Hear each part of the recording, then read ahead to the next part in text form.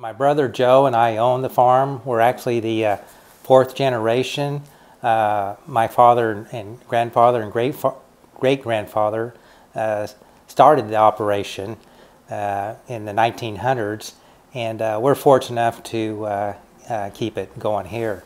We're a diversified cattle and cropping operation here in Kansas, and my brother Joe actually runs our cattle side operation. It's a purebred Simmental cattle operation that we actually sell purebred and crossbred Simmental bulls to the commercial market.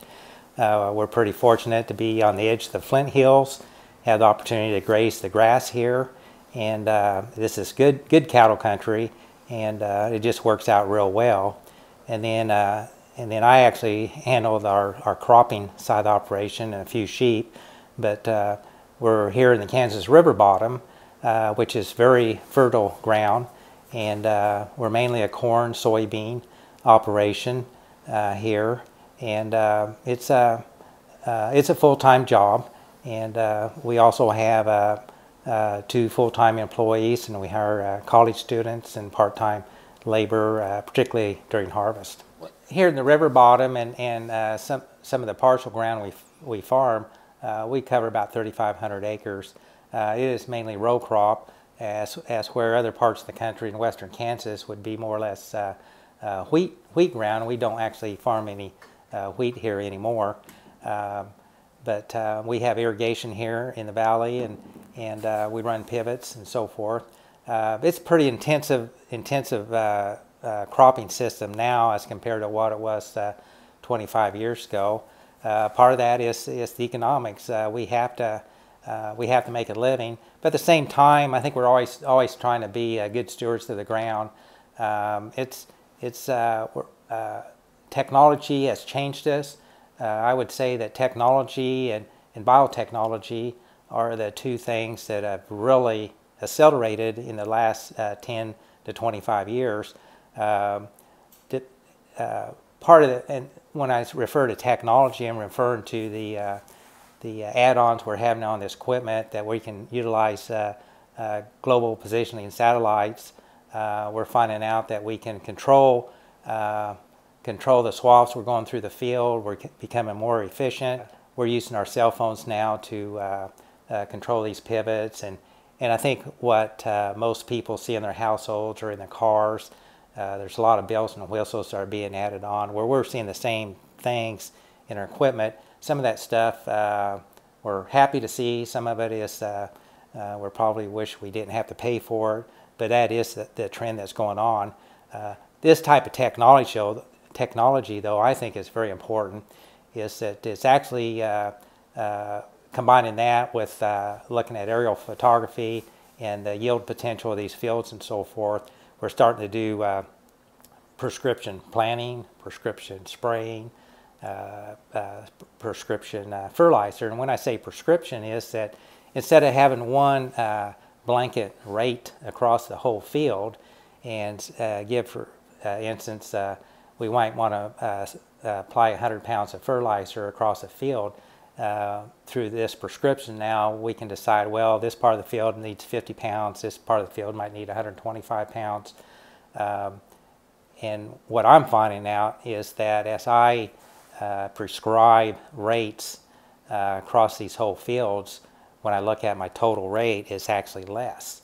And so we think that is economically is good, but I think it's the future is being more good stewards of the ground, and trying not to over apply unnecessary nutrients, because I think we all are concerned. We read the same press that everybody else reads about runoff and contamination and so forth, and you know, the bottom line is that if we're using a chemical or product or whatever we're using, and it could be raw manure, we don't want it to leave the field. We want it to stay here. We're putting it on for a reason, and that reason is to help grow a crop. We as farmers, I kind of consider ourselves as harvesters of the sunlight, and basically we're trying to get the utmost production out of sunlight, and by giving the right amount of nutrients to it, the right amount of water, and we're finding that we can grow more crops with less inputs.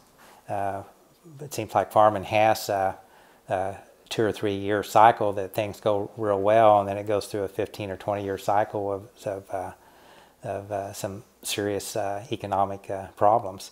And on the crop side, I think we're seeing that. On the cattle side, if people are paying against cattle prices, or actually in hog prices have gone up quite a bit, and unfortunately that's due to the drought. And with the major drought over the last 2 or 3 years, it's decimated the cattle herd, and the cattle numbers aren't out there, and unfortunately short supply does mean high prices, and vice versa. And that's actually what we're looking at in the crop side right now. We have a high supply out there, and we're looking at low prices, and so it's just something that we have to be mindful of. That's the industry we're in. I don't think we're any different than any other industry. I think we just need to pay attention and watch it, and hopefully we'll be okay. It seems to me like we haven't done a good job of educating consumers, and for instance, it amazes me that when we talk about GMO foods and that we're growing right now, is that I find them really safe products, and I'm just shocked. I mean, GMOs is just a process of updating your hybrids or getting genetics into your seeds, and it's something that I think we're going to have to do. I mean, the world needs it, and I mean, we're using less water, we're using less chemicals and less inputs and so forth, and if that's our goals, these are the kind of things we need to do. And and I'm amazed at how medicine has moved ahead, and how we're solving medical problems, how we're solving all these other problems. And I think those same scientists or thought processes have to be integrated to our food supply, and to keep elevating us. One of the biggest challenges I also see is we have to keep agriculture advancing, and whether it's biotechnology or technology, it's kind of interesting today is that all the kids that come out and work for us, they've all had phones before we did, and they've all had smartphones before we did, and I mean, I guess I can date myself. I was using a computer back there when they had green dots, and I kind of find that humorous that how things have changed. But I endorse technology, and if we want our future generations, whether it's in our family or other young people, to continue farming, we can't continue farming the way it has done in the past. Otherwise, those young, energetic, bright minds are going to go on and find more energetic and neat things to do, and so we've got to keep agriculture. We've got to keep advancing it. We've got to have the latest technology, and I believe, and otherwise, we're going to digress, and if we want other people growing our food from other countries, I'm not interested in doing that at this point for a lot of reasons, but I think that's what's going to happen if we keep restricting ourselves.